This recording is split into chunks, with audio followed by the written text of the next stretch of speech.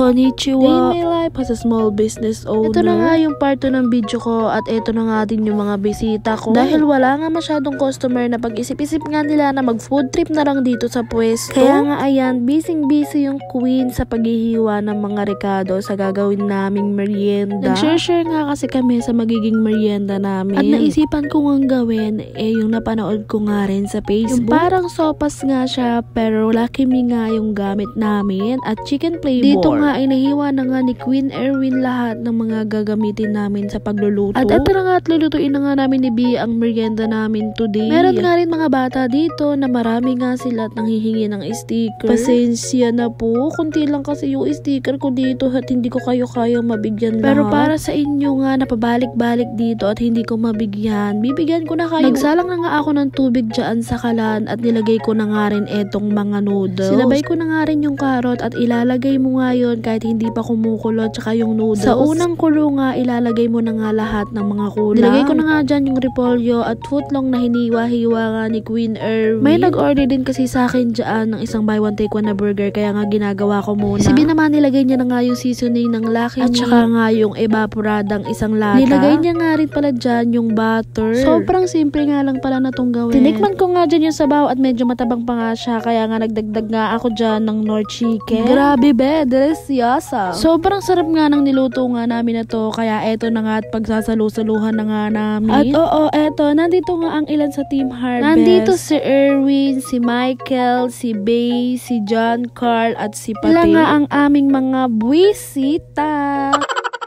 Noong mga araw nga na to ay sobrang tumal nga naman talaga dito sa pwesto. Mabibilang mo lang talaga yung mga bumili sa'yo. I think nasa 5 or 6 lang. Grabe yung sa part na yun. Nakakaiyak. Ang ginagamit nga namin pang sandok dyan ay yung pinagsasandok ko nga ng suka. Wala naman kasi kami talagang sandok dito sa pwesto. Puro kutsara at tinidor lang. Pero okay na nga yan. Ang importante nga ay nakakasandok. Ito na nga, tamang food trip ang mga person. Abay, syempre, hindi rin mawawala dyan yung pagsiselfie-selfie namin. Ganun talaga. Buhay-buhay.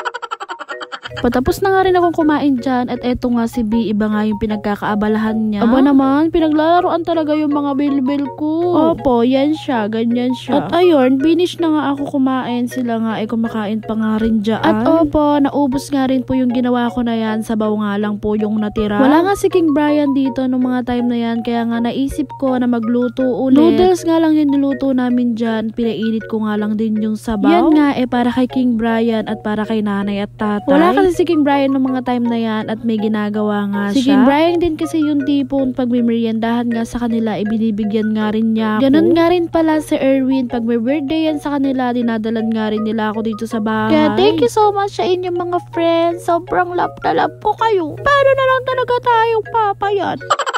Dito nga ay hapon na kaya bumuhos na nga yung malakas na ulan. Sinabayan pa nga nito ni Michael na tingin ng tingin kay B. Pero yan siya, ganyan talaga siya. Yan lang po ay biro-biroan lang namin. Eto na nga nung kinagabihan, napagpasya ko na nga magsara at sobrang tumal nga naman talaga. Yan lang yung sales namin today. Buti na lang talaga absent yung dalawang angels ko. Kung hindi, mahahati-hati pa talaga tong kita namin today. Pero thank you Lord pa rin, at least hindi naman kami zero. Siyempre, special thank you sa boyfriend ko na laging nandyan kapag kailangan ko siya. Susulitin ko na talaga hanggat di ka pa nakakasampa ng barko. Dito nga ay nagbibideo-video nga siya at pinapakita niya na nga na sarado na nga kami. Di ko rin alam kung mahihilo ka ba sa video niya na to. Ano ba naman at habang sinasamahan niya nga ako rin ako dito, binubwisit niya nga rin ako. Ganyan nga siya mamwisit at tinatakot niya nga rin ako kasi alam niyang matatakutin ako. O diba? Galit na yarn. Ayun guys. Urong siya. Habang madilim sa bintana. Ayoko na dito ikaw mag-urong. Sige. Tawa siya. Di ko po alam kung bakit nandito naman ako. Handa sumalo sa'yo. Sige. Yaba.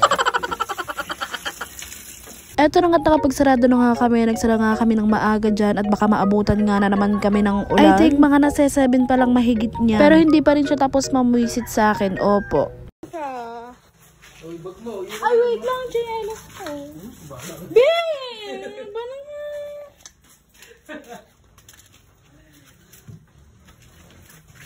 sige. Oh, sige. Ikaw na.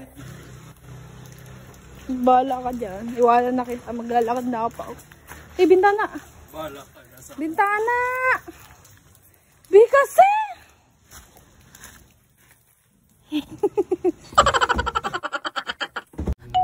ayun, finally nga, finish na. Pagkatapos nga na ipinuntahan ko na nga rin yung tubig namin para isarado na nga din. Para makatipid-tipid ba?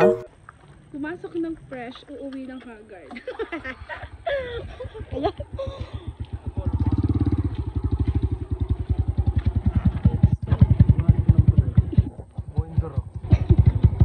Haggard kahit matulog. Dito nga ay kinabahan ako kasi may narinig akong kaluskos sa loob ng pwesto.